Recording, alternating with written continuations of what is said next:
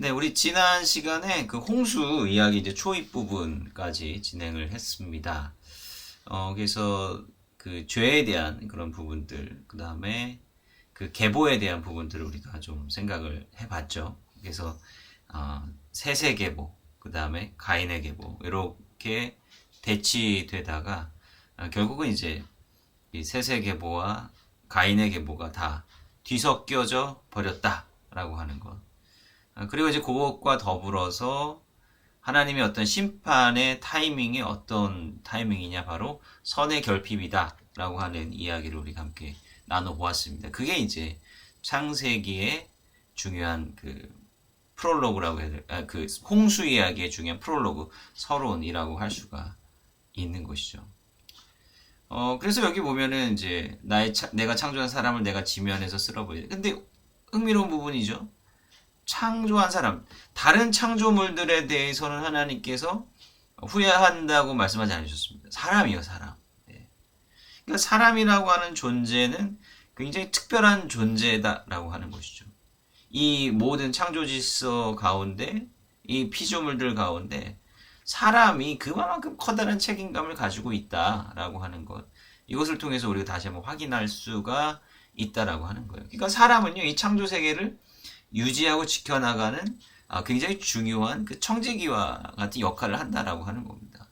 그 생태적인 부분에서도 그렇고 이 창조 세계의 질서를 유지하는 부분에서도 그렇고 근데 이 질서라고 하는 것은 단순히 어떤 물리적인 이 세상의 흐름이나 이런 것들만을 언급하는 것을 넘어서서 하나님 앞에 올바르게 서고 윤리도덕 보이지 않는 어떤 삶의 가치관 그런데 그런 것이 우리 삶에서 굉장히 중요한 부분 아닙니까? 그러한 부분까지도 우리가 책임 있게 감당을 해야지 이 사회가 이 창조 질서가 유지된다라고 하는 거예요.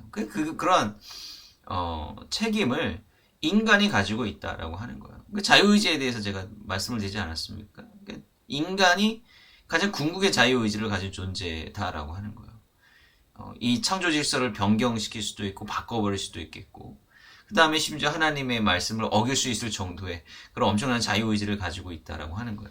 그러니까 이 자유의지를 참 지혜롭게 우리가 이제 출애굽에서도 우리가 살펴보겠지만 이 자유의지를 정말로 선하게 지혜롭게 잘 사용을 하면 그것이 정말 귀한 축복이 된다라고 하는 거예요. 그런데 그것을 잘못 오용하고 잘못된 방향으로 그것을 인간의 어떤 이기적인 욕구나 인간의 어떤 그 교만한 그러한 목적을 위해서 사용된다라고 한다면 그것만큼 비극이 없다라고 하는 것입니다. 그래서 이거는 결국 비극적인 일이 이제 벌어지고 만 것이죠. 그래서 결국 사람이 잘못하니까 육축과 기는 것과 공중의 새까지 다 이제 멸절당하게 되었다라고 하는 그런 이야기를 또한 하고 있습니다. 자, 그런데 6장 8절에 보면 이제 여기 중요한 거죠. 이게 선의 결핍처럼 보이는 이 세상에서 하나님께서 심판을 결심하십니다. 그러니까 지난번에 우리가 물에 대해서 우리가 생각을 해봤잖아요. 왜 하필이면 그 어떤 혼돈의 표상이 물일까라고 하는 거예요. 왜 하필이면 하나님께서 물로 심판을 하시는 것일까라고 하는 건데 창세기 1장에서 우리는 혼돈의 표상이 바로 물의 이미지다라고 하는 것을 우리가 보았고 물을 가름으로써 물을 다스림으로써 세계가 창조되었다라고 한다면 이제 물을 다시 덮어버리는 거죠. 물로 다시 이 세상을 덮어버리는 겁니다. 그러니까 이 세상을 창조한 것을 취소한다라고 하는 것이 바로 홍수 심판의 가장 중요한 핵심이다라고 하는 것이죠. 그런데 여기 보면 노아는 여호와께 은혜를 입었더라. 그러니까 선이 완전히 없었던 것은 아니다라고 하는 겁니다. 그래서 하나님 보시기에 그래도 기쁜 자, 하나님 보시기에 의로운 자, 바로 노아가 있었기 때문에 바로 이 세상이 다시 회복되는 그러한 전기를 맞이한다라고 하는 거예요. 그래서 사실 이 부분이 이제 굉장히 중요한 부분이다라고 하는 것이죠. 그 뒤에 이야기는 뭐 여러분들께서 너무나도 잘 아시는 이야기죠. 그래서 노아가 방주를 건축을 하고 그 이제 심판의 때를 이제 기다리게 된다라고 하는 겁니다. 그리고 이제 홍수가 이루어지고 이 세상에 대한 이제 심판이 이제 벌어지게 된다라고 하는 거예요. 자, 그 다음에 이제 하나님께서 홍수를 멈추신다라고 하는 거예요. 그래서 물이 이제 보세요. 물이 땅에 깊음의 샘과 하늘의 창이 막히고 하늘에서 비가 그치며. 그러니까 물이 나오는 모든 통로가 다 이제 그 막혔다라고 하는 거예요. 그래서 물이 이제 점점 감하여지고 10월 그달 1일에 산들의 봉우리가 보였더라. 그러니까 뭡니까? 물이 점점 빠지고 물이 다시 통제되기 시작한다라고 하는 것을 의미한다라고 하는 거예요. 홍수로 뒤덮였던 세상이 물이 점점 빠지면서 이제 세상의 육지의 모습이 다시 드러나게 되는 것. 이것 또한 창조의 새로운 모습이다라고 하는 것을 우리가 볼 수가 있겠죠. 그래서 이제 그 물이 점점 감하여지는 바로 이 부분이 하나님께서 이 세상을 다시 회복시키는 그런 과정이다라고 하는 것을 우리가 알 수 있습니다. 이미 사실은 이제 물이 감하여진다라고 하는 사실을 통해서 하나님께서 이 세상을 완전하게 심판하시고 버리지 않으셨다라고 하는 것을 우리가 볼 수가 있다라고 하는 거예요. 8장 17절 보세요. 너와 함께 모든 혈육 있는 생물 곧 새와 육축과 땅에 기는 모든 것을 다 이끌어내라. 여기 보면은 미콜 바사르 בעוף בחמא וכל הרמש הרומש הארץ. 이제 요렇게 지칭하는 요 피조물들의 목록들이요. 창세기 1장의 그 언어의 틀을 그대로 반복을 하는 겁니다. 그러니까 다시 창조해요. 그게 여기 봅니까? 생육하고 땅에서 번성하리라 라고 하는 거죠. 바로 베레브 알하 아레츠. 여기 창조의 언어. 창세기 1장에 나와 있는 그 창조의 언어. 그 창조에서 가장 궁극의 축복이 뭐냐면 번성이잖아요. 선한 모습으로 번성해 나가는 거. 이게 축복 아닙니까? 그러니까 바로 이러한 창조의 축복이 홍수 후에 다시 이루어진다. 그러니까 홍수 이후는 recreation. 다시 창조가 이루어지는 그 사건을 묘사하고 있는 것이다 라고 하는 것을 우리가 이제 볼 수가 있다라고 하는 것입니다. 노아가 번제를 드린다라고 하잖아요. 이거 하나님께서 다시 한번 창조하셨는데, 근데 재창조의 그 순간에 좀 다른 점이 하나가 있는 거예요. 그게 뭐냐면 바로 뭡니까? 이미 인간의 죄가 있었잖아요. 그 죄를 속죄하는 마음으로 노아가 제사를 다시 드린다라고 하는 것입니다. 그래서 하나님께서 이 향기를 흠양하시고, 이제 제사의 중요한 목적이 뭐냐라고 하는 거예요. 제사의 중요한 목적이 뭐냐? 하나님의 마음을 바꾸는 거예요. 제사라고 하는 게 우리 회개의 표현이잖아요. 성경적인 제사는요, 기복적인 제사는 다른 거. 기복적인 제사는 뭐냐면 주고받는 거거든요. 신에게 주면 신이 우리에게 더 많은 축복으로 되돌려 줄 것이다. 이 기브 앤 테이크의 관계가 이제 이방 종교에서의 제사의 핵심입니다. 세속적이고 기복적인 방식의 제사 개념이라고 볼 수가 있겠는데, 근데 이스라엘에서의 제사는 그렇지가 않아요. 이스라엘에서 제사는 철저하게 속죄 제사입니다. 예. 하나님께서 우리의 죄성을 드러내시고, 우리가 연약한 존재이고 죄 많은 존재이고 우리가 죽어야 되지만, 그러나 하나님께서 대속의 은혜를 우리에게 주시는 거죠. 이게 이제 창세기 22장에 또 한 번 중요하게 강조가 되는데, 그래서 하나님께서는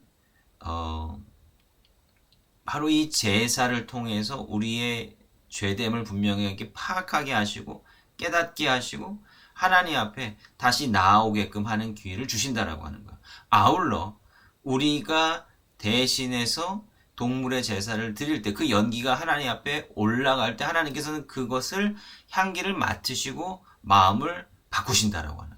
여기 보세요. 그 중심에 이르시되 내가 다시는 사람으로 인하여 땅을 저주하지 아니하리니 이는 사람의 마음에 계획하는 바가 어려서부터 악함이라. 내가 전에 행한 것 같이 모든 생 멸하지.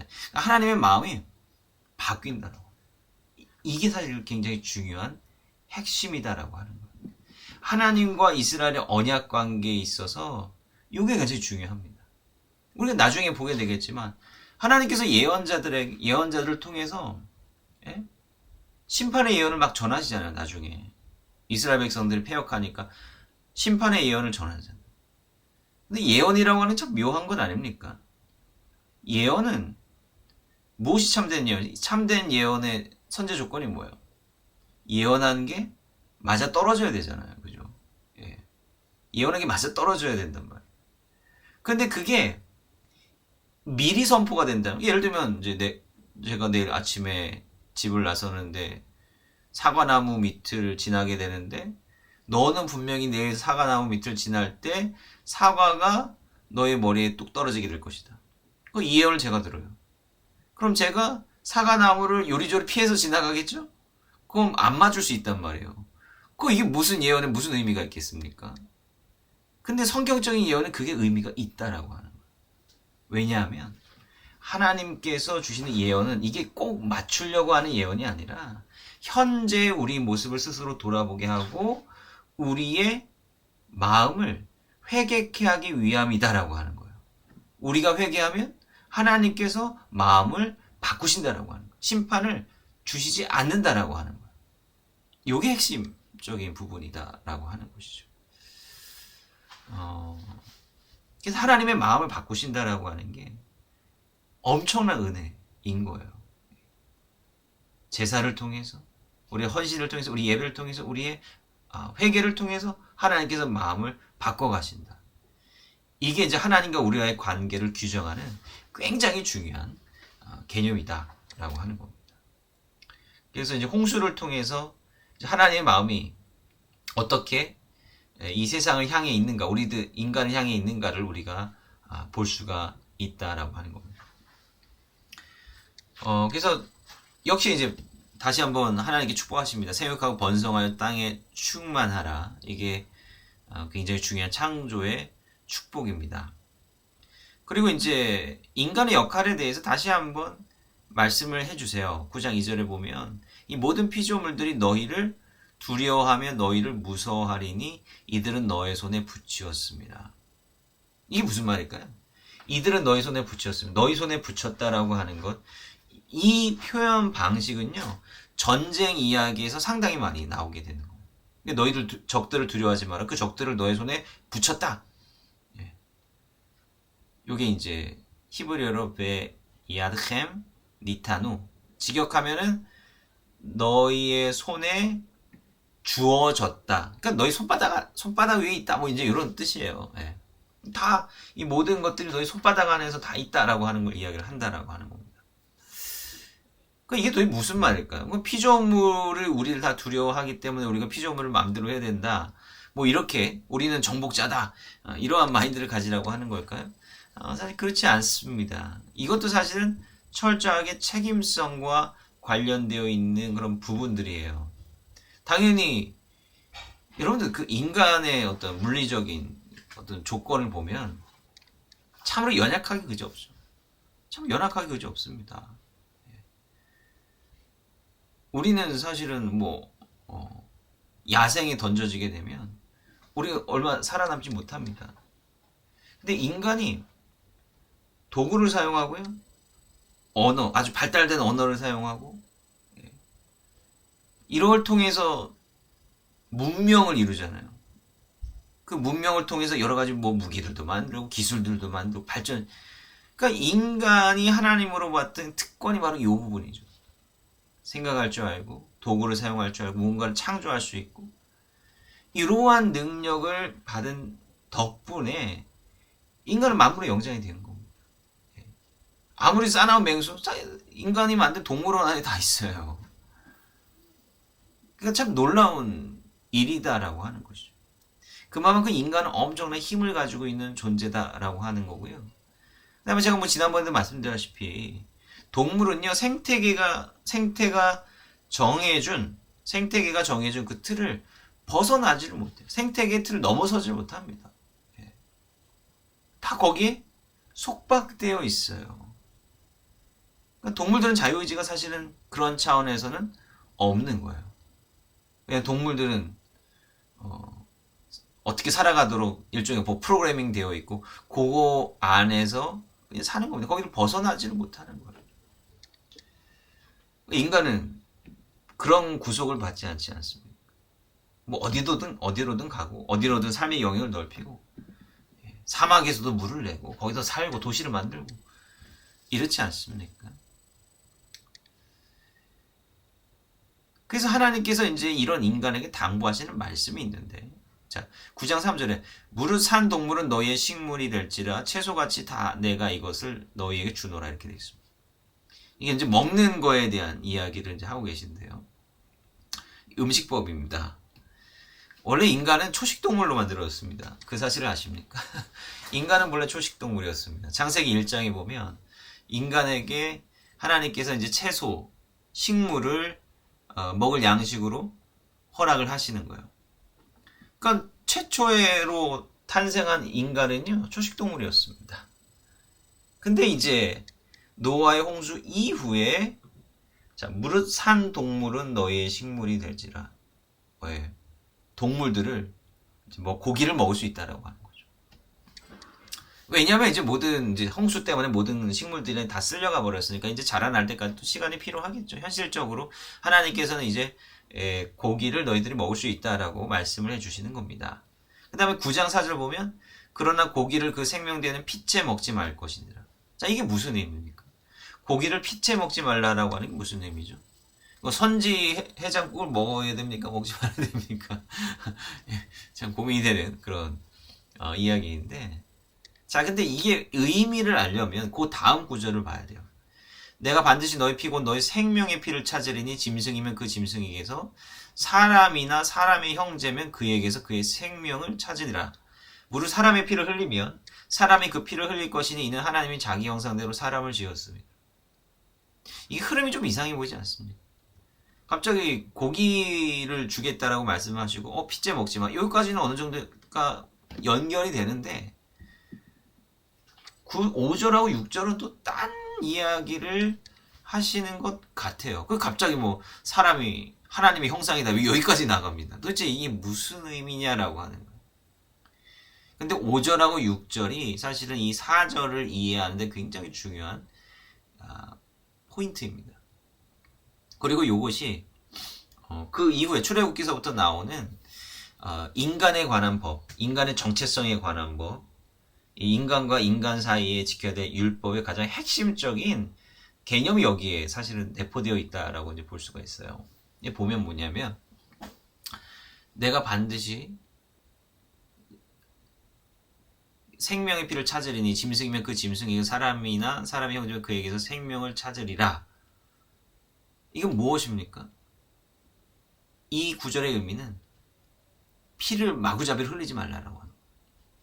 피를 마구잡이로 흘리지 말라. 앞서 가인의 살인이 있었잖아요. 그죠? 람에게 살인이었습니다. 사람이 다른 사람의 피를 흘리게 하는 건 이것은 엄청난 죄다라고 하는 거예요. 이거는 절대 허용이 안 돼요. 왜? 하나님이 자기 형상대로. 그러니까 사람은요, 모든 사람은 하나님의 형상이다라고 하는 거예요. 성경의 바로 위대한 점이 여기에 있습니다. 성경은 계급에 대해서 이야기를 하지 않아요. 아니랬거든요. 고대 사회에는 그렇지 않았어요. 지금도 그렇지 않은 사회가 여전히 존재하고 있어요. 같은 사람인데 사람의 목숨값이 다 같지가 않아요. 지위가 낮은 사람은 사람으로 제대로 인정받지도 못합니다. 죽어도 어디 하나 제대로 매장되지도 못해요. 그런데 성경 그 수천 년 전에 우리에게 전해진 그 성경은요. 계급이나 뭐 그런 거에 지위에 관계없이 모든 사람이 하나님의 형상이다라고 하는 그 중요한 인간 정체성을 선포하고 있다라고. 결국 사람을 죽이는 건 하나님의 형상을 죽이는 거예요. 피 흘리지 마. 폭력 쓰지 마. 이게 굉장히 중요한 부분이에요. 이게 동물들에게까지 영향이 있다라고 하는 거예요. 그러니까 결국은 인간이 어떤 생존을 위해서 동물들을 이제 잡지 않습니까? 동물들을 잡잖아요. 여러분들 그 생태계 안에서도요, 그 육식 동물이 있잖아요. 초식 동물이나 약한 동물들 잡아먹습니다. 동물의 왕국이나 이런 거 TV 보면 참 안쓰럽기도 하고 카메라 이렇게 비추고 있는데 왜 저 사람이 좀 말려주지 뭐 이런 생각까지도 뭐 들 수가 있단 말이에요. 동정심에. 근데 거기다가 사람이 개입하면 그 생태계가 깨져버리는 거. 그거는 생태계의 자연 질서다라고 하는 거예요. 그런데 아무리 포악한 육식동물이라고 할지라도요. 자기 배가 부르면요, 더 이상 동물을 잡습니까? 안 잡습니까? 안 잡아요. 안 잡습니다. 그게 생태계의 질서예요. 정해진 질서입니다. 근데요, 인간은 한계가 없어요. 인간은 한계가 없어요. 네. 그게 동물과 인간의 차이다라고 하는. 너희들 고기를 먹어도 되는데 고기를 먹으려면 피를 내야 된다. 근데 그 피를 먹지 마. 왜냐면 그 피가 생명이기 때문에 그런 거예요. 그 피에 생명이 상징되기 때문에 그런 거예요. 그러니까 결국은 생존을 위해서, 뭐 육식동물과 같이 생존을 위해서 필요한 만큼의 고기를 얻어라. 그런데 재미로 동물을 죽이지 말라는 거예요. 필요 이상으로 동물을 해하지 말고 살육하지 말아라라고 하는 거예요. 이게 생명윤리의 가장 중요한 핵심 아닙니까? 생명을 소중하게 생각하라라고 하는 그런 의미가 담겨져 있는 음식법입니다. 그러니까 이게 음식법에도 단계가 있거든요. 이제 출애굽기 레위기 11장에 보면은 거기 정결법에 관련해서 음식법이 이렇게 복잡하게 나오기는 하는데, 결국 큰 틀에서 보면 거룩의 단계로 갈수록요, 먹을 수 있는 고기의 양이 점점 줄어드는 겁니다. 이제 이스라엘도 코셔법이라고 하는 게 있잖아요. 이제 무엇을 먹어야 되고 무엇을 먹지 말아야 되냐라는 코셔법이 있는데, 식물은 다 코셔입니다. 풀떼기는 아무거나 다 먹어도 돼요. 예. 식물은 그냥 다 코셔예요. 근데 코셔냐 코셔가 아니냐, 이것을 판가름하는 거는요, 고기와만 관련이 되어 있는 겁니다. 피를 흘리는 문제 때문에 그런 거예요. 그러니까 하나님께서 이건 뭐 소는 먹어도 되고 돼지는 먹지 마, 말고기는 먹지 마. 근데 이런 기준, 비늘 없는 생선 먹지 마, 이런 기준을 나눠 놓으셨잖아요. 그죠? 결국은 이거는 사실은 이제 가장 조금 타이트한 그 코셔법은 유대인들, 이스라엘 백성들에게만 주어진 법입니다. 우리는 사실 그 코셔법 밖에 있어요. 다행스럽게도. 예. 이 노아 시대 때의 이 법에 우리는 구속됩니다. 그러니까 아무거나 다 먹어도 된다고 하나님 말씀하세요. 근데 그 정신을 우리가 알아야 돼. 그럼 왜 하나님의 그 거룩한 백성들만이 코셔법을 지켜야 되느냐? 요게 하나님을 보다 더 가깝게 따라하라는 거예요. 하나님 보세요. 하나님은요, 정결한 짐승으로만 제물을 받으신다는 거예요. 정결한 짐승. 우리가 나중에 또 자세하게 보겠지만 정결과 부정은 옳고 그른 게 아니에요. 예. 소는 정결한 짐승이니까 선한 짐승, 돼지는 부정한 음식이니까 악한 짐승, 이게 아니에요. 그냥 이거는 스테이트, 상태입니다. 정결한 상태냐 아니면 부정한 상태. 인간도 그래요. 인간도 정결하냐 부정하냐 이런 거 있잖아요. 정결과 부정은 선과 악의 문제가 아닙니다. 정결한 상태냐 부정한 상태냐 그냥 그것뿐이에요. 예. 그 임신한 여성분이 출산하면 부정해진다 그랬잖아요. 그 출산하면 이게 나쁜 겁니까? 그렇지 않거든요. 부정해진 상태라고 그냥 그거를 정의를 하는 겁니다. 예. 그러니까 정결과 부정은요, 사람한테 치면은 이스라엘 역사 속에서 보면 이게 정결하면 성전 안에 들어갈 수 있는 거고 부정하면 성전 안에 못 들어간다. 요거를 구별하기 위해서 구별하는 겁니다. 선과 악의 문제가 아니에요.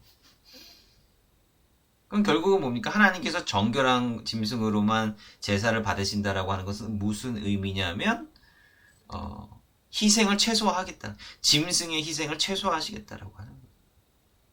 하나님께서 정결한 제물만 드신다라고 하는 거죠.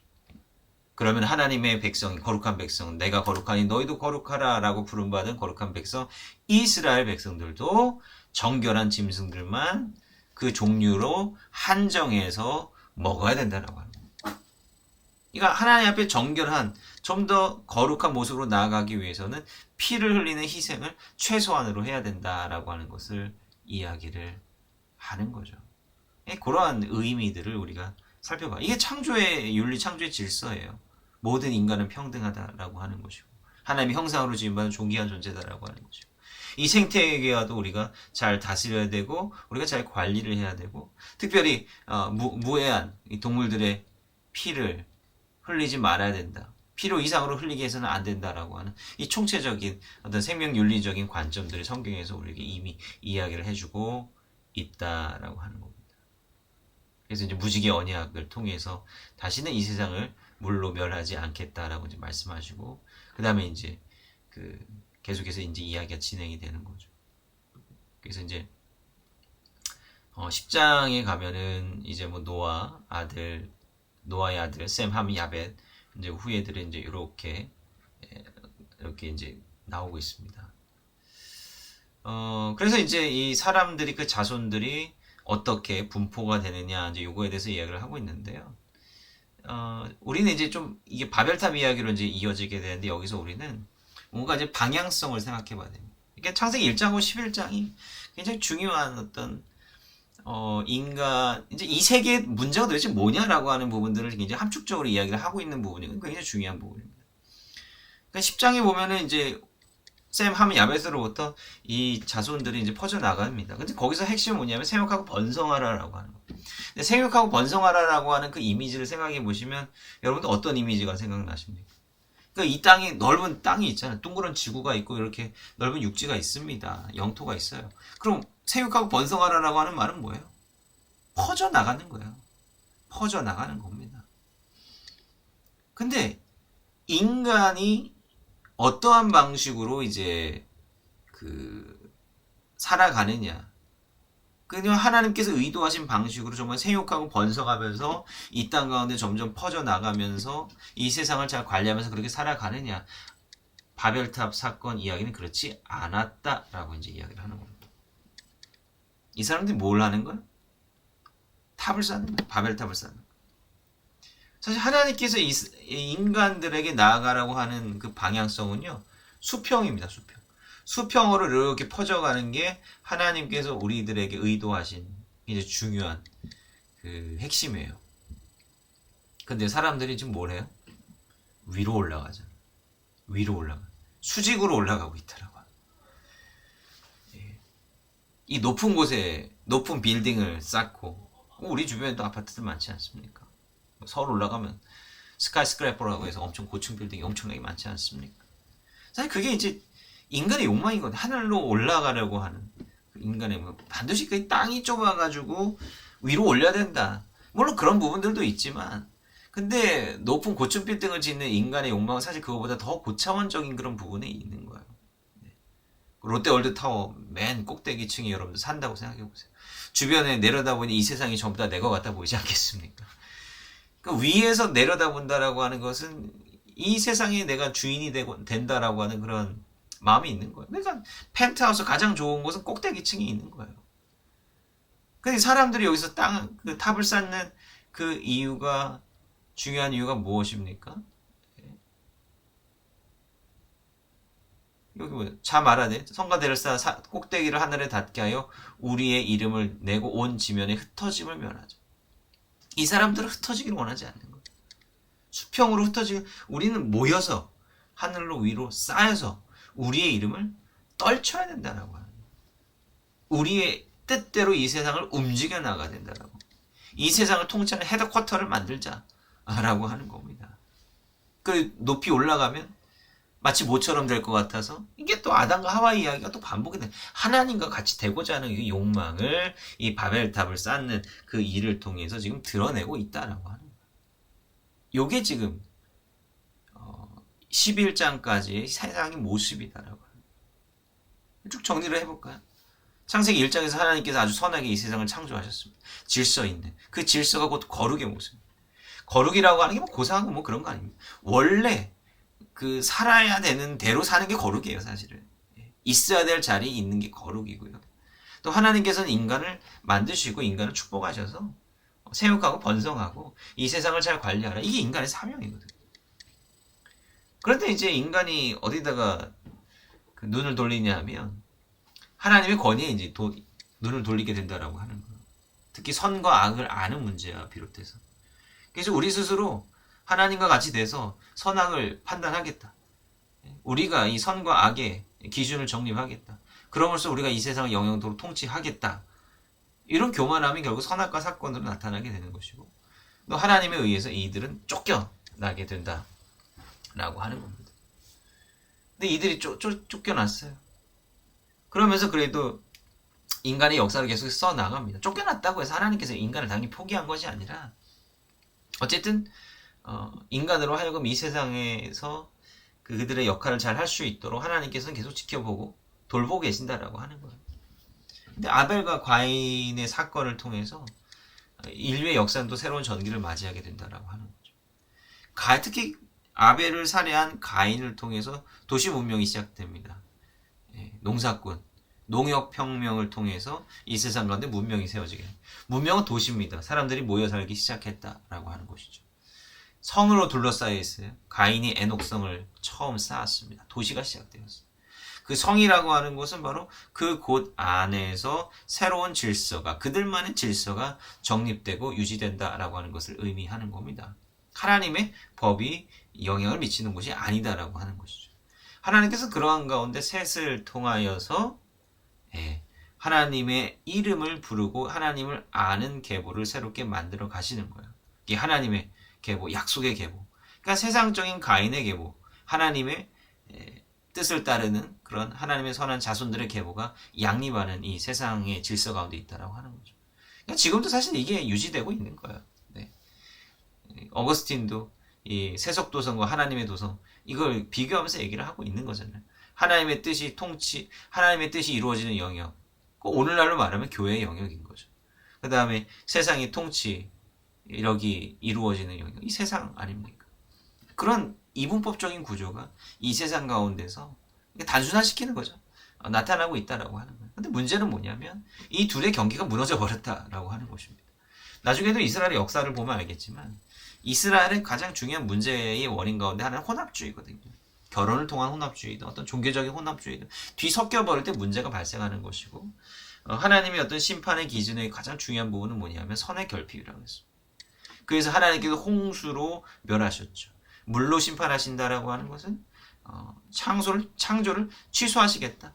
혼돈의 상징인 물을 다시 이 세상 가운데 덮으심으로 창조를 취소하시겠다라고 합니다. 그런데 이 의로운 자, 이 노아를 통해서 하나님께서는 마음을 바꾸십니다. 그럼으로써 이 세상을 다시금 재창조하십니다. 근데 한번 망했다가 이제 다시 재창조되는 그러한 순간 가운데서 하나님께서 새로운 명령을, 새로운 축복을 또한 주시게 됩니다. 너희들이 앞으로 생육하고 번성하게 될 터인데 그 지난날 이들이 져왔던 문제들이 있잖아요. 하나님의 뜻을 거스르고 스스로 판단하려고 하고 그 다음에 폭력, 살인을 저지르고 이제 이러한 부분들에 대해서 하나님께서는 말씀하고 계신다라고 하는 거예요. 그래서 인간은 그래도 이제 다시 노아의 가족들을 통해서 번성하기 시작하고 수평으로 이렇게 흩어지는가 싶더니 바벨탑 사건에서 말하는 거 보면 다시 모였다라고 하는 거예요. 다시 모여서 하나님에 대해 도전하고 있는 이 사람들의 모습을 하나님께서 또 보시고 이들을 흩어버리시죠. 요게 이제 11장까지 세상의 모습이에요. 그러니까 이 모습을 보면 세상은 엉망이에요. 여전히 엉망입니다. 근데 여전히 엉망이지만 그러면 이 세상의 문제를 어떻게 해결해 나가야 될 것인가? 하나님의 새로운 이 방법이 필요한 거예요. 이제 홍수로는 안 된다. 하나님께서 마음을 바꾸셨어요. 그러니까 다시 이 땅을 물로 심판하는 거는 그거는 아니야. 하나님께서 스스로 결정하셨어요. 그러면 그 다음에 하나님께서 하시고자 하는 하나님께서 결단하시고자 하는 그 목적, 그 수단이 무엇이냐면 바로 한 사람을 선택하는 것이었어요. 그게 아브라함이에요. 그러니까 결국은 이제 1장부터 11장은 창조로부터 해서 바벨탑 사건에 이르기까지의 이 세상의 문제를 그냥 드러내놓는 거죠. 이러한 세상 가운데 과연 이러한 세상이 선하게 될 수 있을까라고 하는 거예요. 그럼 이 가운데서 하나님께서는 어떻게 역사하시는가? 이거에 대해서 성경은 다시금 이제 이야기를 계속해서 해 나가고 있다라고 하는 거예요. 하나님은 바로 아브라함을 부르셨다라고 하는 겁니다. 자, 그래서 창세기 12장 1절에서 이렇게 기록이 되어 있죠. 바요메르 아도나이 엘 아브람 레흐레카 메아르세카 이렇게 되어 있습니다. 레클레카 가라라고 하는 겁니다. 내가 너에게 지시할 땅으로 여기인데 가라. 가라가 이 레클레카라고 하는 요 구문이에요. 여기 찍어보시면 아시겠지만 이 레크가 가라라고 하는 명령어입니다.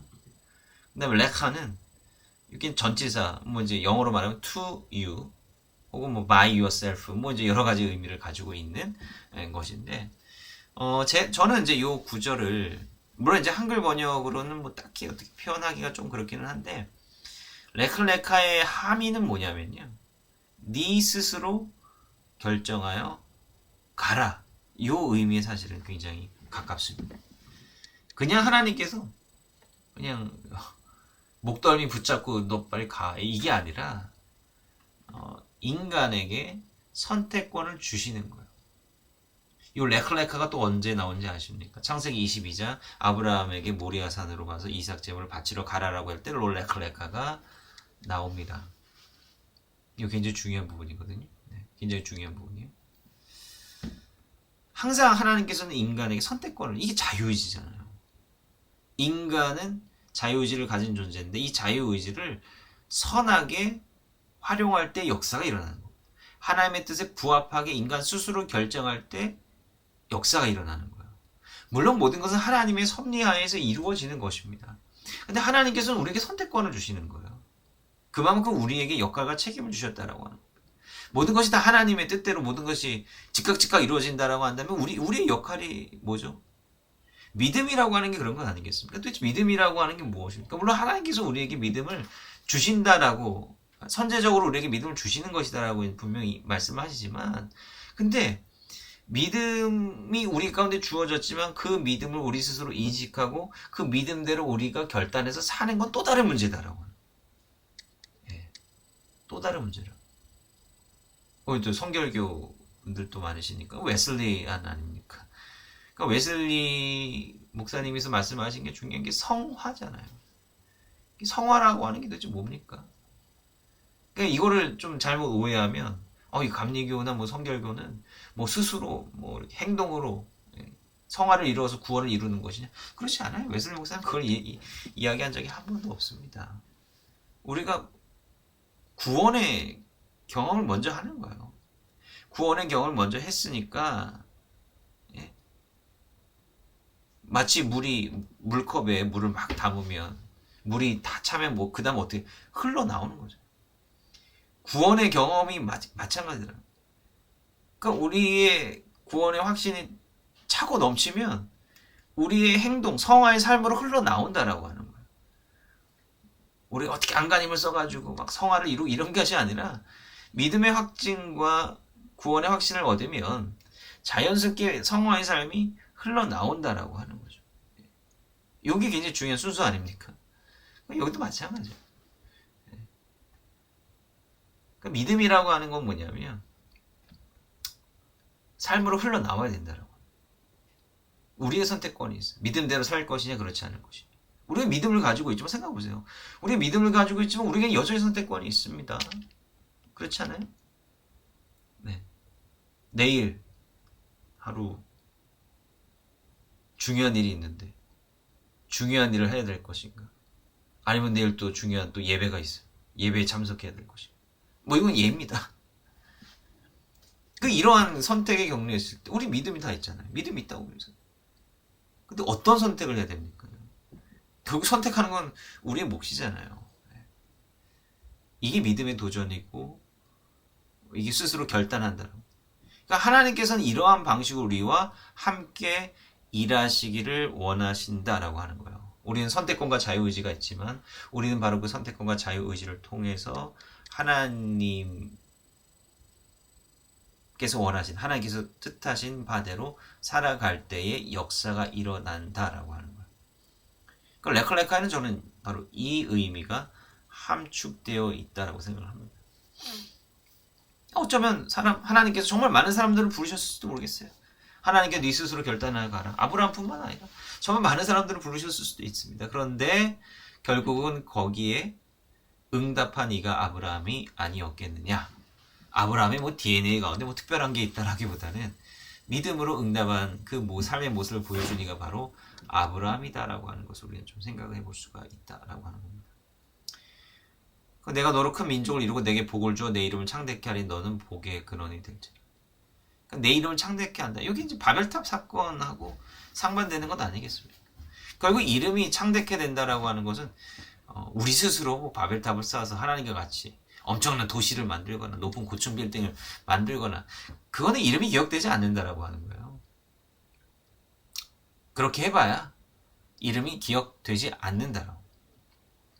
하나님께서 기억해 주셔야 기억이 되는 거죠.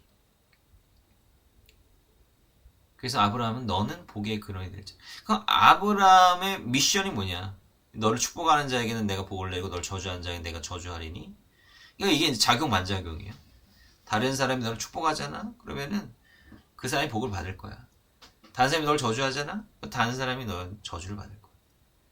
근데 결론은 뭡니까? 땅의 모든 족속이 너로 인하여 복을 얻을 것이니라.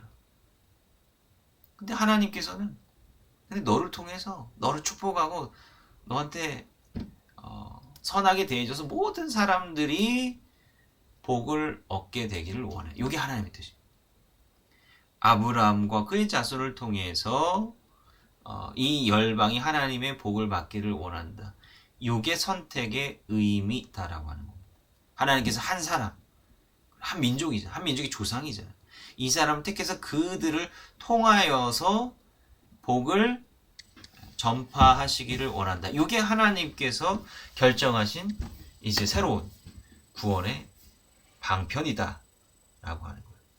아브라함이 그에 걸맞은 자격을 갖추기 위해서 이제 살아가는 겁니다. 아브라함이 굉장히 막강한 힘이 있는 건 아니겠습니까? 그런데 이것 또한 뭐냐면 책임으로 이해되어야 된다라고 하는 거예요. 거기에 대한 이제 사인이 12장 10절부터 20절까지 여러분 잘 아시죠?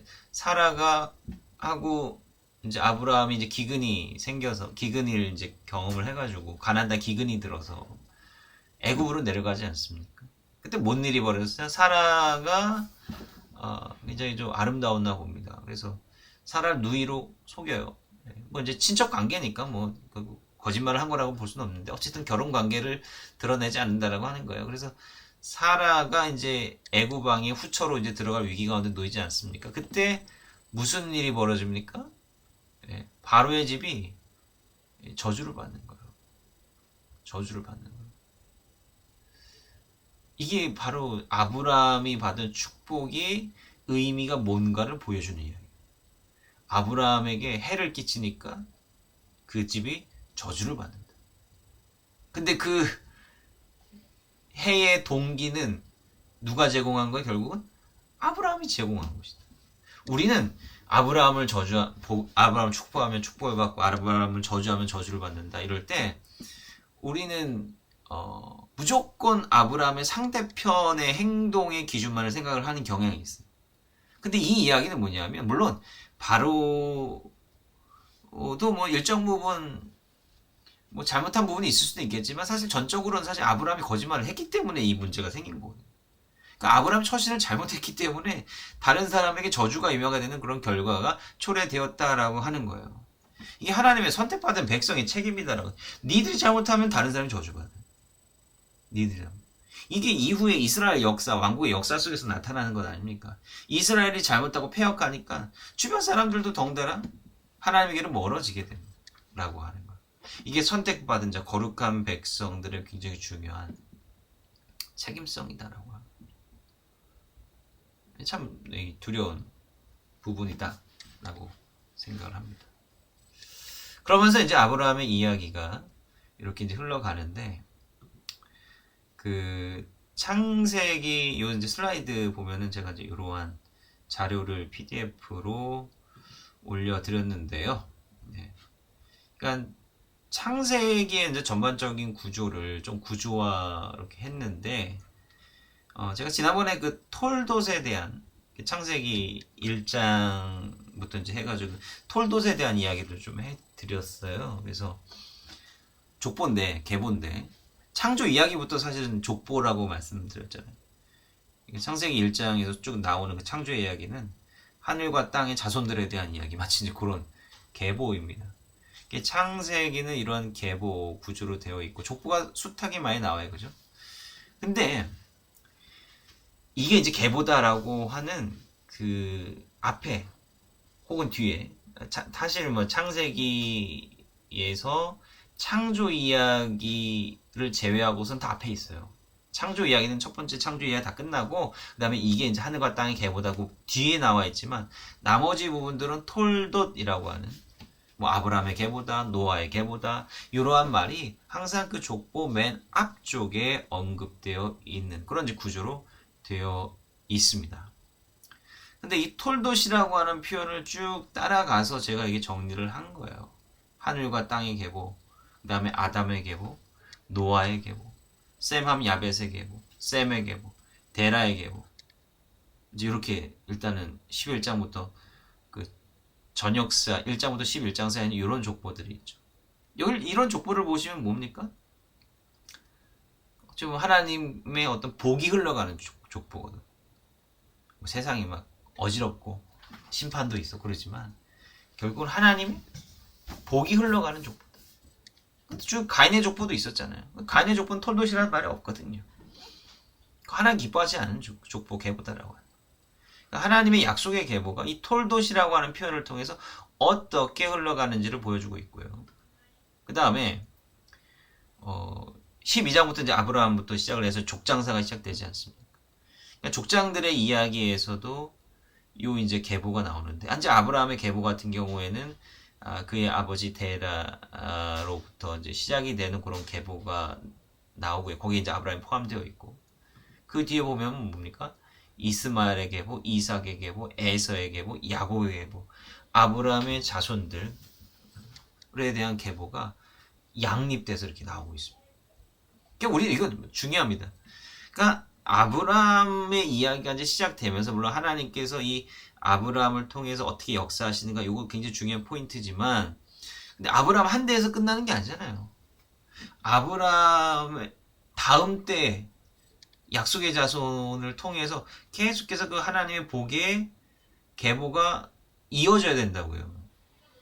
그러니까 하나님의 거룩한 백성 이 열방 가운데 복을 전해줘야 되는 그 계보가 계속해서 연결되고 이어져야 된다고요.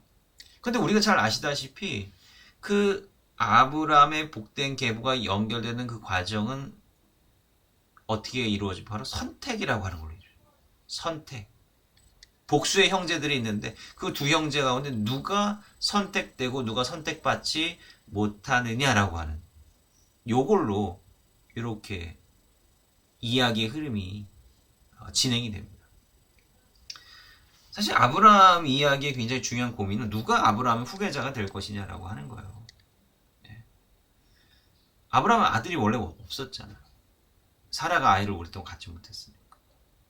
근데 이제 아브라함이 하란을 떠나서 가나안 땅으로 갈 때 거기에서 이제 언급이 되는 사람들이 있는데 누구냐면 사라, 그 다음에 롯, 그 다음에 이제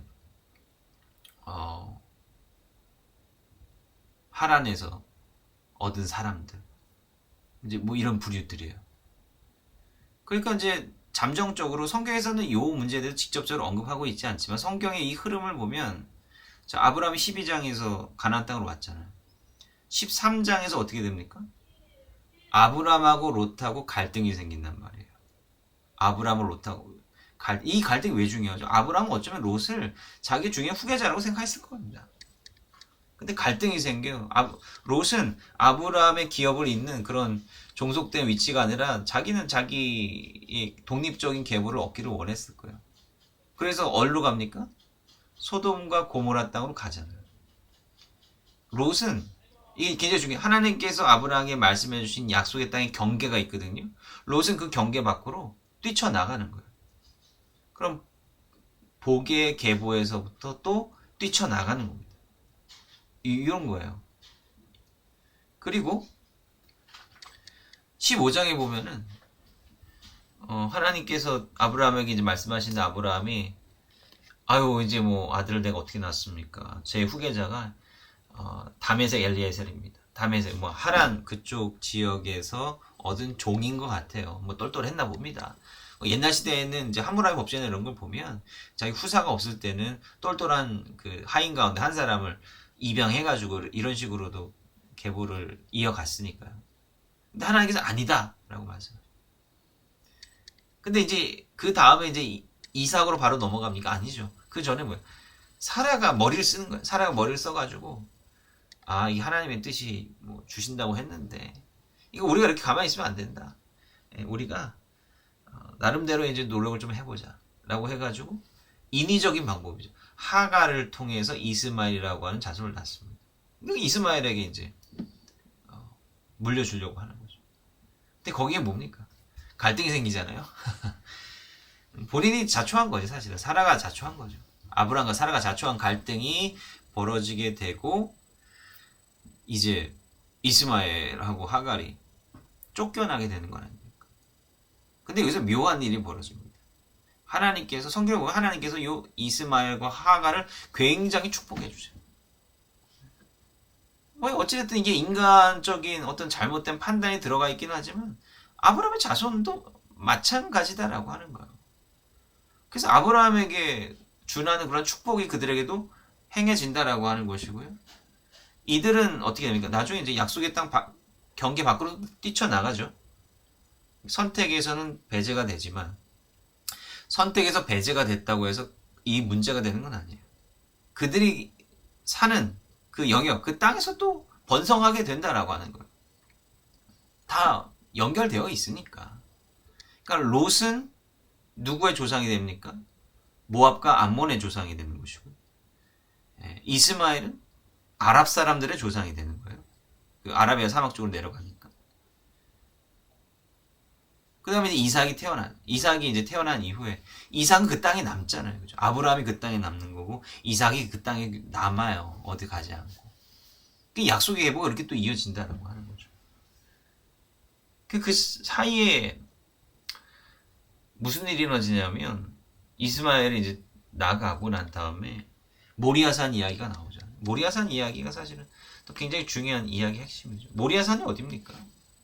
모리아산이 예루살렘 성전산이에요. 예루살렘 성전산입니다. 역대기에 나오면 이제 솔로몬이 성전 지을 때 바로 그 모리아산에다가 지었다라고 이야기를 하고 있습니다. 모리아산 이야기를 보면은 하나님의 어떤 결국 시험이거든요. 과연 아브라함이 그 시험을 견뎌낼 수 있는 거. 이 시험의 목적은 뭐냐면 믿음의 조상이 될 수 있느냐라고. 어디까지 하나님의 시험을 감내하고 또 하나님을 신뢰할 수 있는가. 근데 이 시험의 목적이 뭘까요? 뭘 테스트해 보고자 하시는 걸까요? 이게 이 세상에 대한 계속 반복되는 얘기. 이 세상에 대한 책임성. 이 세상에 대한 책임성. 이 세상이 이렇게 여전히 죄가 창궐하고 너가 이 열방 가운데 복을 전해주는 그런 역할을 가지고 있는데 그 복을 전해주는 역할이라고 하는 거에 굉장히 중요한 부분이 뭐냐면 저들의 죄를 네가 감당할 수 있겠느냐라고. 저들의 죄를 네가 대신 감당할 수 있겠느냐라고 하는 거. 이 부분입니다. 너가 저들의 죄 많은 저들의 복을 전해줘야 되는데 어디까지 너는 저 세상 사람들을 위해서 너가 희생할 수 있겠느냐. 그게 누구를 바치라는 거예요? 차라리 뭐 아브라함 스스로 희생해라. 물론 그것도 힘들지만 근데 그것보다 훨씬 더 힘든 뭡니까? 내 아들, 내 사랑하는 독자 이삭을 데리고 모리아 땅으로 가서 번제를 드려. 아들을 바치라라고 하는 거예요. 아들을 바치라. 이거 아주 천정병력과도 같은 거예요. 내 스스로 차라리 나를 희생시키는 건지 어떻게 100세 때 낳은 아들을 바칩니까? 네가 이 세상 근데 이것도 뭐냐면 아까 제가 말씀드렸잖아요. 레카 가라 네 스스로 결단하고 하나님께서 강요하신 건 아니에요. 여전히 선택의 여지가 있습니다. 갈래면 갈고 말래면 말. 이 도전을 주시는 거예요. 아브라함이 가거든요. 아브라함이 정말 제사를 드리려고 해요. 그때 하나님께서 말리시죠. 여기 보면 뭐 너무 잘 아시는 얘기. 말리시고 난 다음에 아브라함이 눈을 들어 살펴본 적 한 순양이 뒤에 있는데 뿔이 수풀에 걸렸는지. 이 순양이 언제부터 있었을까요? 이 순양이 어디서부터 있었겠어요? 예. 원래부터 있었겠지, 당연히. 원래부터 있었. 근데 전에 안 보였어요. 네. 아니 지금 이삭 데리고 막 제단 묻고 쌓고 뭘 주변을 돌아볼 경향이 뭐 있습니까? 뭐 안 보이는 거죠. 근데 이 사건이 있고 난 다음에 하나님께서 모든 걸 무마시키시고 난 다음에 아브라함이 이제 주변을 이렇게 돌아보니까 뭐냐면 수풀에 걸려있는 순양이 있어요. 그 양을 대신 바치라라고 하는 거죠. 요게 속죄의 은혜다라고 하는 거예요. 그러니까 우리가 하나님한테 죄인이잖아요. 하나님과 같이 데려가는 그 근본적인 인간의 욕망 자체가 죄이기 때문에 우리는 죄에서 벗어날 수가 없습니다. 우린 다 스스로 판단하고 우리 좋은 길로 가려고 하는 그런 본능을 가지고 있어요. 근데 이러한 죄에 대한 처벌은요, 하나님의 편에서는 죄의 처벌 방법은 딱 하나밖에 없습니다. 사형 선고밖에 없습니다. 뭐 구금 이런 거 없어요. 그냥 무조건 사형. 이거 다 죽어야 됩니다. 죽어야 되는데 하나님께서 우리 대신 그 죽음의 값으로 죄를 대신할 존재, 동물을 우리에게, 이스라엘 백성들에게 허락해 놓으셨다라고 하는 것입니다. 동물이 인간보다는 낫죠. 죄의 측면에서는. 왜요? 동물에겐 자유의지가 없기 때문에 죄를 짓지 않습니다. 동물에겐 죄가 없어요. 물론 한계가 있지만 동물에겐 죄가 없다. 인간의 자유의지로 인한 죄가 동물에겐 없기 때문에 동물이 제물로 쓰여질 수 있다라고 하는 거예요. 그런데 이제 훗날 이 모리아 사건의 표상이 어떻게 성취됩니까? 예수 그리스도를 통해서 성취되죠. 예수님께서 세례를 받으시고 난 다음에 하나님께서 내 사랑하는 아들 말씀하셔요. 그러니까 인간의 사랑하는 아들, 인간의 독자는 바치지 못하게 하시고 당신의 사랑하는 아들 독생자 예수 그리스도를 이 땅 가운데 보내서 우리를 위해 희생당하게 하셨다라고 합니다. 모리아산의 재현, 아니 초월적인 재현이죠. 이것을 하나님께서 보여주신다는 거예요. 그게 은혜다라고 하는 거고요. 여호와 이레라고 이제 이름을 붙이지 않습니까? 그러니까 이게 이제 이 창세기 22장을 지배하는 동사가 뭐 있는데요. 그게 뭐냐면 라아 동사, 보다라고 하는 동사예요. 예. 모리아라고 하는 것 또한 보여주신다라고 하는 의미를 가지고 있는 것 같아요. 그런 비슷한 의미, 그런 어떤 관점을, 그런 이제 함의가 있는 것 같고, 보는 것 투성입니다. 보는 것, 보는 행동 투성이에요. 여호와 이레도 본다라고 하는 건데, 물론 이제 여호와의 산에서 준비되려 이렇게 해석이 됐지만 유대인들은 좀 다른 방식으로 해석합니다. 역대기서는 이제 이런 식으로 해석을 어떻게 식으로 해석하냐면 여호와께서 자신을 드러내신다. 이제 이렇게도 해석이 가능합니다. 왜냐면 원래 이제 히브리어는 모음이 없잖아요. 모음을 어떻게 이제 파악하냐에 따라서 이제 조금 다를 수 있는데, 하나님께서 당신 자신을 드러내신다. 하나님께서 보여주신 곳이잖아요. 당연히 거기가 성전이 돼야죠. 이러한 전통으로 모리아산 전통을 삼는다고 합니다. 그러니까 아브라함을 통해서 하나님께서 참 많은 것들을 보여주시고 많은 일들을 하신다라고 합니다. 그 다음에 이제 에서에게 뭐 야곱에게. 뭐 에서야 야곱 이야기 너무 잘 아시죠. 에서는 어디로 갑니까? 에서는 에돔의 조상이에요. 거기서 번성하게 됩니다. 야곱은 그 땅에 또 남아요. 그러니까 그 땅에 남냐 벗어나느냐 요거에 따라서 이제 선택의 계보가 결정이 되는 겁니다. 결국 하나님의 그 선택받은 거룩한 백성으로서의 그 사명은 아브라함, 이삭, 야곱, 이제 요 계보를 통해서 쭉 연결이 되게 되는 거고요. 근데 놀랍게도 톨도스는 제가 이게 굉장히 뭔가 선한 계보를, 중요한 계보를 톨도스로 표현한다라고 제가 말씀드렸잖아요. 그에 못지않게 에서의 계보도 중요한 거고 이스마엘의 계보도 중요하다라고 하는 거예요. 결국 나중에 보면 뭡니까? 이게 다 나중에 이스라엘하고 으르렁거리면서 싸우는 나라들이거든요. 근데 창세기를 이렇게 펼쳐보면 결국 뭡니까? 야, 너희들 다 같은 데서 나온 족속들이고 너희들 다 하나님의 축복을 받은 사람들이다. 그 왜 싸우고 있느냐라고 하는 거예요. 왜 그렇게 싸우고 있느냐? 너희들 함께 연결되어 있다라고 하는 것을 이야기를 하는 거예요. 그러니까 창세기는요, 사실은 화해 책이 화해책. 너희들이 다 연결되어 있고 너희들이 한 형제다라고 하는 것을 보여주는 그런 중요한 메시지를 담고 있는 것이다 라고 하는 거죠.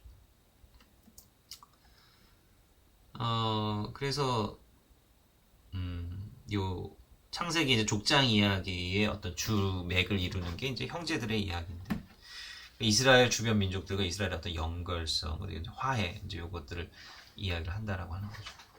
창세기 이제 마지막 부분에 보면 이제 요셉 이야기가 굉장히 드라마틱하게 나오지 않습니까? 요셉 이야기는 여러분은 굉장히 중요한 의미를 갖고 있는데 뭐냐면 창세기와 출애굽기의 중요한 연결 부입니다. 창세기의 무대는 주 무대는 가나안, 출애굽기의 주 무대는 이집트잖아요. 출애굽기 초반부의 주 무대는 이집트죠. 이 사이에 어떤 연결고리가 요셉이다. 왜 가나안 땅으로 부름받은 이스라엘 백성들이 왜 이집트에 가 있느냐라고 하는 거죠. 어쨌든 이 요셉이라고 하는 사람이 애굽에 내려가서 애굽의 총리 대신이 되죠. 물론 요셉이 애굽에 내려간 거는 자의적으로 내려간 게 아닙니다. 정말로 얼키설키 얽혀있는 그러한 사건들로 인해서 애굽으로 가게 된 거예요.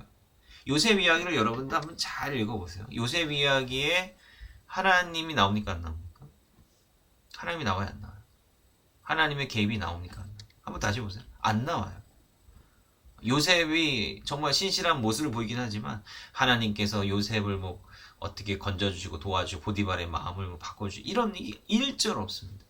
그냥 우연적인 사건의 연속이 이렇게 흘러가면서 이제 물론 하나님께서 요셉에게 뭐 지혜를 주셨다든지 이런 간접적인 언급은 나오는데 이게 하나님에 대한 어떤 직접적인 개입이 사실 잘 나타나지는 않아요. 의도적인 거죠. 사실 의도적인 거예요.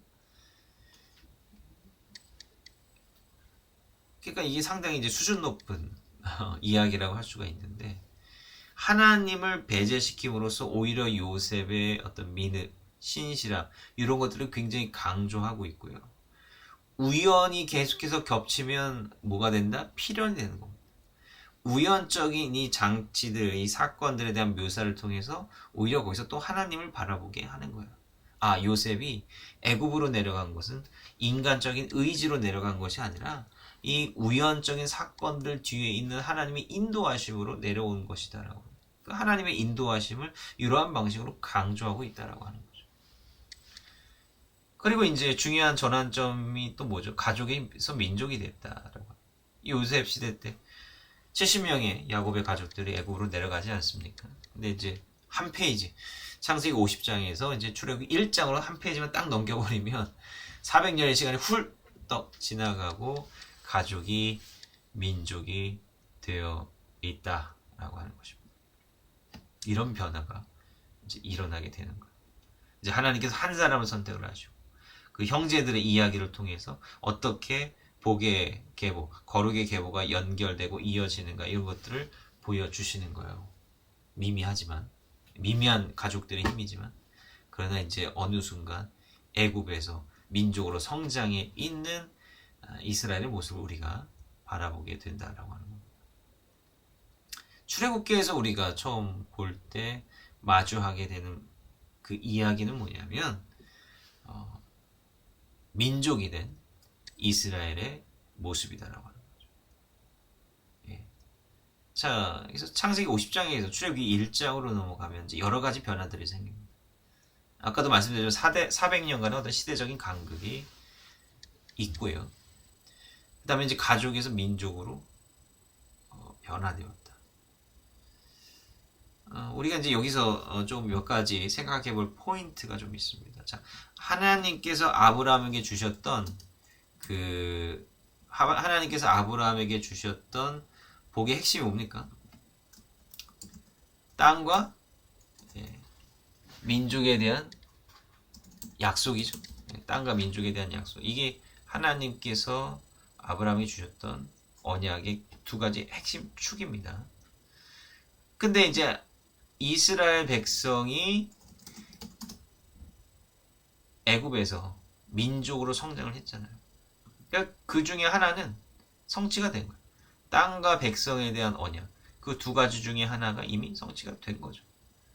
아주 느리지만. 그럴 수밖에 없죠. 어떻게 70명이 수십만 명으로 성장하기가 그렇게 쉬운 일입니까? 자, 그런데 우리가 이 질문을 할 수 있는 거예요. 왜 이집트? 이게 이제 이집트죠. 왜 이집트냐? 하필이면 아니 하나님께서 왜 가나안 땅에 계속해서 살게 하시면서 이렇게 살게 하셨을 수도 있는데 왜 이집트로 내려가서 왜 노예 생활을 하도록 그렇게 만드셨을까라고 하는 그런 질문을 해볼 수가 있습니다. 자, 노예 생활을 하게 된 거, 요거는 사실 참 부차적인 이야기인데, 일단은 이 애굽이라고 하는 굉장히 중요한 지정학적인 중요성이 있습니다. 아브라함과 사라가 가나안 땅에서 기근을 맞았을 때 어디로 내려가요? 애굽으로 가잖아요. 왜 애굽으로 갔을까요? 애굽이 솔직히 가나안 땅보다 훨씬 더 적합구로 흐르는 땅입니다. 왜? 이 나일강이 있거든요. 7,000km 흐르는 세계에서 가장 긴 강들 중에 하나죠. 이 나일강 때문에 이집트가 수천 년을 먹고 사는 거예요. 뭐 수천 년이 아니라 수십만 년 흐르는 강이죠. 엄청나게 흐르는, 길게 흐르고 이 주변 땅을 완전하게 비옥하게 만드는 이 나일강 때문에 이집트가 먹고 사는 겁니다. 커다란 강이 있다라고 하는 건 뭘 의미하냐면 비가 오지 않아도 물론 이제 요셉 이야기를 보면은 그런 이집트에도 막 기근이 일어날 정도로 엄청난 기근이 닥쳤다라고 이제 이야기를 하고 있는데 어찌되었든 웬만하면 비가 오지 않아도 이집트는 풍족한 겁니다. 강 때문에. 여기는 이제 벼농사도 짓거든요. 그만큼 물이 풍족합니다. 그러니까 여기서는 이제 안정적으로 먹고 살 수 있는 그런 기반이 마련되어 있는 거예요. 그리고 이게 지형을 보면요, 이 굉장히 이 시내 반도가 있고 이제 이쪽에서 이렇게 이집트로 진입하려면 이게 용이하지가 않습니다. 길목이 굉장히 좁아요. 굉장히 좁아요. 그리고 사실은 뭐 이집트 그 주변 지역들 봐도 이집트에 필적할 만한 나라가 뭐 딱히 요 밑에 보시면은 뭐 대부분 다 사막이잖아요. 요 밑에 이제 구스, 오늘 에디오피아라고 하는 구스라고 하는 나라, 큰 나라가 있었지만 뭐 이집트랑 좀 투닥투닥 거리긴 했지만 뭐 이집트의 상대가 적수가 그렇게 되지 못했습니다.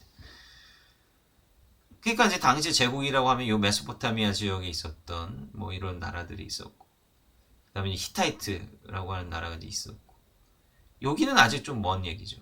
요 유럽이나 그리스 쪽은 아직은 먼 얘기예요. 그러니까 요 이집트 안으로 들어오려면 이게 쉽지가 않습니다. 길목이 너무 좁아요. 바다로 들어올 수는 있겠지만 사실 그 당시에 항해술이 발달하지 않았거든요. 이집트가 이제 외세에 의해서 완전히 먹히게 된 것은 그리스 시대 알렉산더 대왕이 되어서야 먹히게 됩니다. 그 이전까지는 이집트는 난공불락이 완전 요새였습니다. 본토에서 전쟁이 거의 일어나지도 않았어요. 그런데 그에 반해서 이 메소포타미아 지역이라든지 가나안 지역이라든지 여기는 이렇게 딱 개방돼요. 이거 이집트는 폐쇄적인 지역이라 그래요.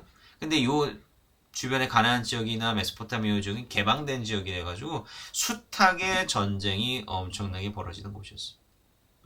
70명의 인원이 수십만 명으로 성장하기가 쉽습니까? 있는 민족도 없어질 판인데. 그러니까 여기서는 민족으로 성장하는 게 불가능한, 한 가지 옵션, 유일한 옵션이 바로 이집트예요. 그래서 이집트로 넘어갑니다. 이거 하나님의 어떤 섭리라고 하는 게 그냥 어떤 그 공상과학 만화처럼 이렇게 막 갑자기 시간이 지나니까 뿅 이렇게 헤어지는 게 아니라 인간의 역사와 그 인간의 어떤 살아가는 상호작용하는 그러한 어떤 정황 속에서 하나님께서 알게 모르게 역사한다라고 하는 그 과정을 우리가 보게 된다라고 하는 거죠. 근데 이제 뭐냐면 중요한 게 뭐냐면 이집트와 유착 관계가 제거됐어요. 요새까지만 해도 좋았습니다.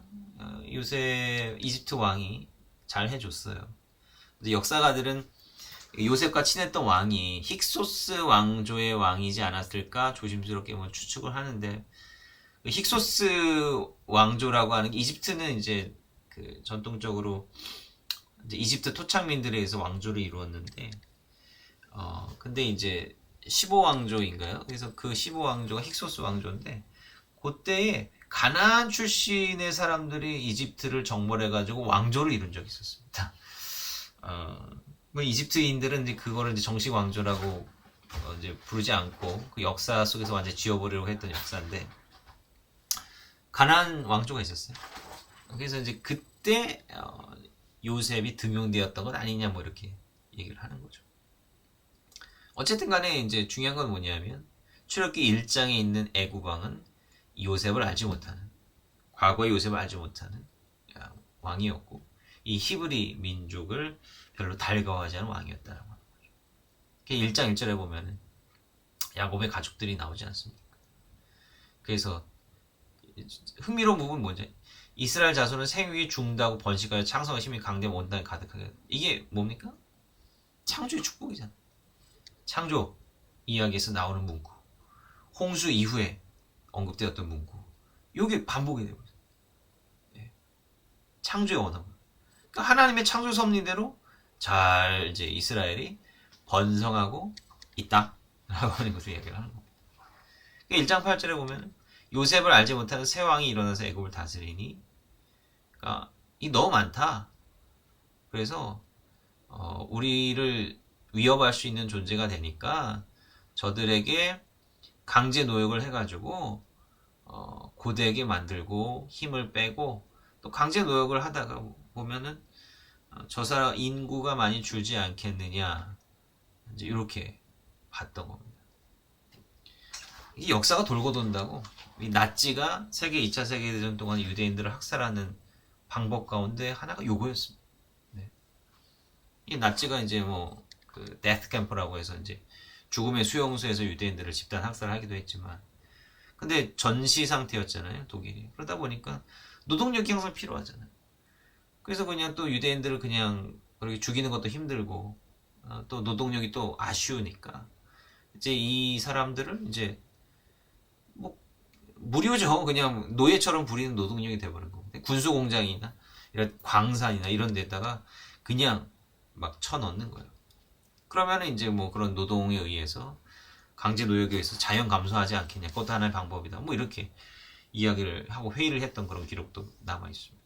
비슷한 거죠. 그러니까 이러한 강제 노역을 통해서 이스라엘을 이제 억제하려고 하는 이제 그런 겁니다. 그리고 산하 제한 정책을 하죠. 남자 아이를 보이면 이제 없애라, 이제 이런 아주 잔인한 산하 제한 정책도 하게 되는 거예요. 그런데 이러한 숱한 문제에도 불구하고 하나님께서는 이스라엘을 지켜주시는 겁니다. 특히 산파 이야기에서 보면 이 산파가 하나님을 경외하였다라고 하는 거예요. 이들의 뭐 정체성에 대해서는 뭐 정확히는 알지 못하지만, 근데 이들은 하나님을 두려워할 줄 아는 사람이었고, 뭐 이스라엘한테 히브리인들에게 잘 해주니까 뭡니까? 하나님이 그들의 집을 왕성케 하는 거예요. 역시 아브라함이 주셨던 그 정체성, 그 복의 통로가 된 정체성이 여전히 유효하다라고 하는 것을 볼 수가 있는 겁니다. 그리고 이제 이스라엘이 이제 노예가 되었다라고 하는 그거에 대해서 우리가 의문을 가질 수 있죠. 왜 하나님께서는 그러면 오케이, 민족으로 성장하는 것까지 좋은데 왜 이스라엘을 노예가 되게 하셨을까라고 하는 거예요. 근데 여기서 우리가 중요하게 판단해야 되는 게 뭐냐면, 정말 하나님이 이스라엘을 노예로 만든 장본인이냐라고 하는 거죠. 그렇지 않습니다. 성경은 누가 이스라엘 백성들 노예로 만들었다 그랬어요? 이집트 왕이에요. 이집트 왕이 히브리인들을 노예로 삼고 핍박했다라고 하는 거예요. 그 주체는 이집트 왕. 그거 왜 그렇습니까? 자유의지잖아요. 여기서 자유의지. 이거는 이집트 왕의 자유의지를 가지고 히브리인을 핍박했던 거고. 자, 그러면은 그 뒤에 있는 스토리 뻔하잖아요. 아브라함을 축복하는 자는 복을 받고 아브라함을 저주한 저주를 받을 것이다. 이거는 뭡니까? 후자에 해당하는 거죠. 이 이집트의 왕이 히브리인들을 괴롭히고 핍박한다라고 하는 거는 아브라함의 자손을 저주하는 건데, 그게 뭘로 돌아오는 거예요? 저주로 돌아가게 된다라고 하는 거죠. 그게 10가지 재앙의 원인이에요. 10가지 재앙의 원인. 그렇게 연결되는 거예요. 아브라함에게 주셨던 그 축복의 어떤 사인과 그 원리가 계속해서 이어지고 있다라고 하는 것을 볼 수가 있게 되는 것이고요. 그리고 그 뒤에 하나님께서 이제 바로 왕에게 바로 왕 그 이집트에 이제 재앙을 내리실 때, 그러니까 모세가 바로 왕한테 나아가서 우리 좀 내보내줘라. 쉽게 내보내줄 수도 있을 것 같은데 하나님이 바로의 마음을 어떻게 했다 그랬어요? 완악하게 하셔서 못 나가게 했다라고. 이것도 참 우리에게 이해가 안 돼. 왜 그냥 한 번에 내가시면 되지? 또 이런 고생을 또 하게 하시냐라고 생각할 수 있는데 그렇지 않아요. 바로의 마음을 완악하게 하셨다라고 하는 거는 그게 뭐냐면 바로에 대한 처벌로 뭘 박탈한 거다? 자유의지를 박탈하신 거예요. 그러니까 하나님의 심판이 자유의지를 박탈하는 방식. 자유의지는 인간의 고유한, 하나님께서부터 부여받은 인간의 고유한 권한이거든요. 내가 마음먹은 대로 결정하는 거. 이게 인간의 중요한 자유의 본질이에요. 인간을 인간답게 만드는 자유의 본질인데, 내가 스스로 내가 결정을 못해. 내가 판단을 못 내려. 내가 판단했다고 생각하는데 그게 사실은 하나님께서 나의 자유의지를 박탈하신 결과다라고. 내보내고 싶어도 내보내지를 않게 하는 거예요. 이게 사람의 마음이 완고해지면요. 그게 사람이 자기 주체성이 강한 게 아니라 자유의지를 박탈당한 거예요. 욕망이든 뭐 욕심이든 뭐이든 간에. 그렇다니까요. 만약에 사람이 물질의 노예가 되잖아요. 모든 결정하는 게 물질적인 원리에 따라서 결정을 하게 되는 거예요. 사람은 자기가 결정한다고 생각하지. 그렇지 않아요. 물질이 결정하게 놔주는 겁니다. 물질의 원리. 그게 나의 삶을 결정하게 만드는 거예요. 어찌 보면 사람들은 자기 스스로의 어떤 판단으로 모든 것을 결정한다라고 생각할지 모르겠지만, 근데 그게 아니다라고 하는 거예요. 우리가 잘 봐야 되는 그런 부분들이다라고 하는 거죠. 그래서 이거는 바로가 요셉을 알지 못하는 왕이 이제 히브리인들을 이제 핍박하기 시작했다라고 하는 겁니다. 자, 출애굽기에 이제 굉장히 중요한 그 주제들이 뭐냐면 이제 언약이 실현되어 가기 시작하는 거예요. 네. 자손과 땅에 대한 언약이 이제 자손에 대한 언약은 실현된 거죠. 민족이 되었으니까. 근데 땅에 대한 언약은 이제 나중에 여호수아 시대 때 가서야 이제 윤곽이 나오는 거지만, 근데 출애굽이 바로 그 시작점 아닙니까? 땅을 점령하기 위해서 가는 그 시작점이 출애굽. 하나님에 대해서 알기죠. 히브리인들이요? 하나님 몰랐습니다. 어떻게 모를 수가 있습니까? 400년이 지났잖아요. 10세대입니다. 10세대. 그러니까 이 사람들이 번성을 하고, 근데 흥미로운 점은 무엇인지 아십니까? 하나님은 망각해 버렸어요. 근데 뭘 가지고 있어요? 히브리인이라고 하는 정체성은 또 가지고 있어요. 이집트 사람들도 이집트 사람들과 히브리인이라고 하는 정체성은 구별하고 있었다라고 하는 게 참 흥미로운 부분입니다. 그런데요, 유대인들 사실 지금도 그래요. 유대인들이 다 열심히 하나님 믿는 거 아니거든요. 무신론자들 많이 있습니다. 그런데 이 사람들은 무신론자든 하나님 잘 믿는 사람이거나 상관없이 뭘 가지고 있느냐면 유대인이라고 하는 정체성은 정말 세게 가지고 있어요. 네. 사실 이게 중요한 부분이죠. 어떤 희미하지만 그 정체성을 잡고 있었다. 그러니까 이제 정체성을 고유하게 갖고 잡고 있다라고 하는 게 뭐에서 남냐면 이름을 통해서 난 거예요. 이름이 이집트 사람이랑 달랐다라고 하는 그런 부분들이 있고, 말이 좀 달랐을 수 있다. 이런 부분들. 그 다음에 어떤 그 풍습이나 어떤 문화적인 부분, 복색. 이런 것들을 히브리인들은 다르게 가지고 갔다라고 하는 것을 이야기를 하고 있는 거죠. 그건 어떠한 방식인지 우리가 정확히는 알 수는 없지만, 히브리인들은 나름대로의 어떤 방식으로 자기네들 어떤 구별된 의식을 본능적으로 가지고 있었다라고 하는 거. 근데 이제 그거를 이제 어렴풋이만 알고 있었다가 이제 모세를 통해서 자기네들의 정체성이 진짜 어떠한 정체성인지를 다시 알기 시작하는 겁니다. 그다음에 무조건적 언약에서 조건적 언약. 이게 뭘 의미하냐면 하나님께서 아브라함하고 이제 창세기 15장에서 나오는 이야기인데, 하나님께서 아브라함하고 언약을 맺지 않습니까? 근데 창세기 15장에서 그 맺은 그 언약은요, 그 동물의 그 사체를, 이게 조금 잔인한 이야기입니다만은, 이 동물의 사체를 이 갈라가지고 언약을 이제 맺는 방식인데요. 제가 죄송합니다. 이게 창세기 15장 한번 읽어보세요. 어떻게 이제 하나님과 이제 아브라함이 언약을 맺느냐. 그러니까 동물의 사체를 이렇게 갈라서 양쪽에 이렇게 널어 놓습니다. 그리고 이제 그 사이를 지나가는 건데, 옛날 고대의 어떤 풍습이었던 것 같아요. 그러니까 가장 굉장히 중요한 언약, 약속을 할 때에는 동물의 사체를 양쪽에다 버려두고 계약 당사자가 이렇게 그 사이를 지나가는 겁니다. 그러면은 계약이 체결되는 거고, 동물의 사체를 애꿎은 불쌍한 동물의 사체를 왜 놓습니까? 그러니까 이 계약을 어기면 저렇게 될 것이다. 경고의 표시, 아주 무서운 경고의 표시.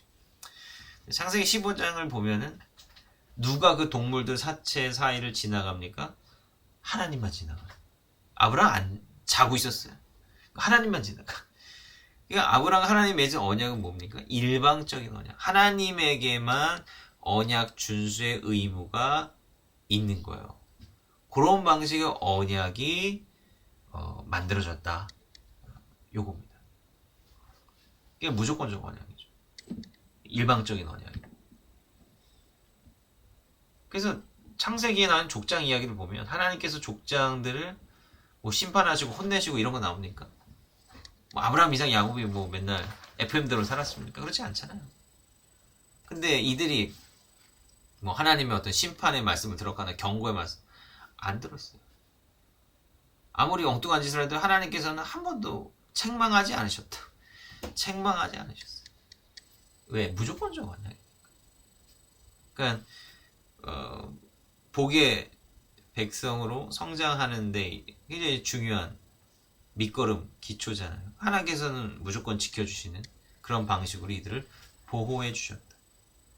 근데 이제 신의 산 언약은 조건적 언약입니다. 법이잖아요. 다 조건이 있어요.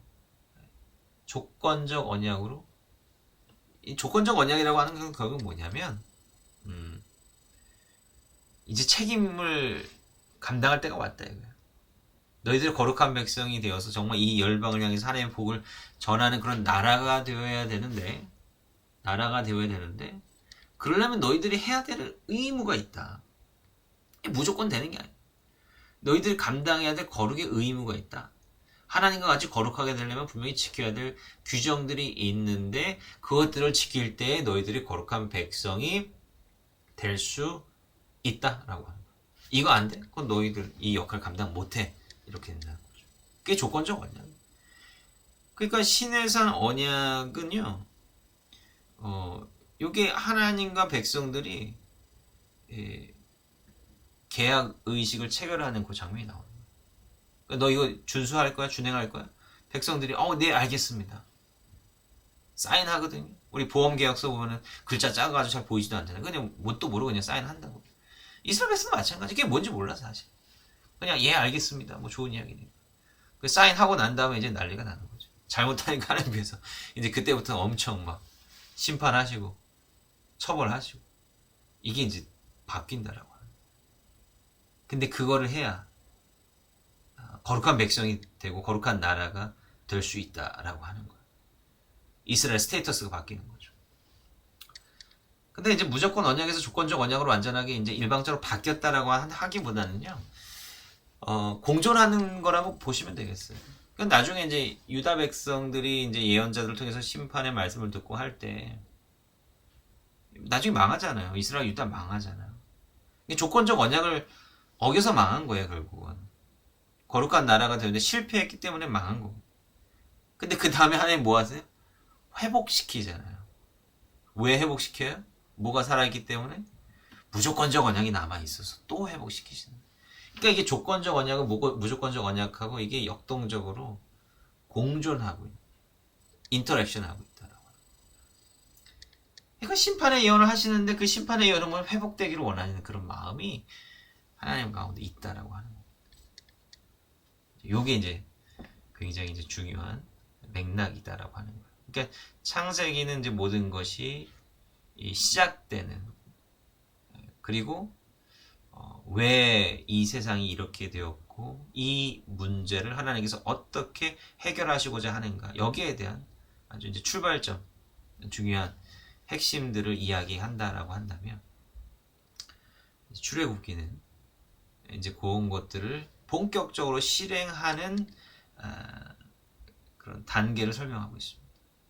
이스라엘이 정말 하나님의 백성으로, 하나님의 나라로 되어가는 그 과정에 대해서도 이야기를 해주고 있다라고 하는 겁니다. 뭐 출애굽기에서도 뭐 이야기를 나눈 것이 굉장히 많고요. 저희가 이제 다음 시간이 이번 학기 이제 마지막 시간인데요. 제가 야심차게 계획을 했지만 그래도 뭐 거의 출애굽기까지밖에 이제 못할 것 같은데 계속해서 이어나가도록 하겠습니다. 그래서 다음 내년에도 요 주제로 계속 이제 이어서 성경을 차근차근 이제 볼 예정이니까요. 우리가 뭐 진도를 나가는 게 중요한 게 아니라 하나라도 확실하게 알고 넘어가는 게 중요하기 때문에 뭐 그렇다라고 하는 거 여러분들 좀 양지해 주시기를 부탁을 드리겠습니다. 혹시 뭐 질문 있으신가요? 저희가 이제 다음 시간에는 하나님의 이름에 관한 이야기를 좀 할 겁니다. 창세기 6장을 보면 하나님께서 아브라함, 이삭한테 나는 여호와라고 하는 이름으로 알려지지 않았어, 이렇게 말씀하시는데, 사실 이게 이제 문서설의 가장 또 중요한 근거가 되기도 했어요. 아브라함, 이삭, 야곱, 왜 여호와라고 하는 이름이 창세기에 뻔히 나오는데 왜 하나님께서 알려주시지 않았다고 하시냐, 이거는 다른 소스이다라고 이제 이렇게 주장하는 근거가 되기도 했지만, 요거의 이제 의미가 도대체 무엇인가, 또 요거에 대한 의미를 정확하게 알아야 하나님의 정체성, 여호와 이름의 중요한 의미를 우리가 알 수 있습니다. 이런 부분들도 우리가 살펴보고, 모세가 하나님부터 부름받은 이야기, 흥미로운 부분들이 많은데 그런 부분들도 전반적으로 살펴볼 예정입니다.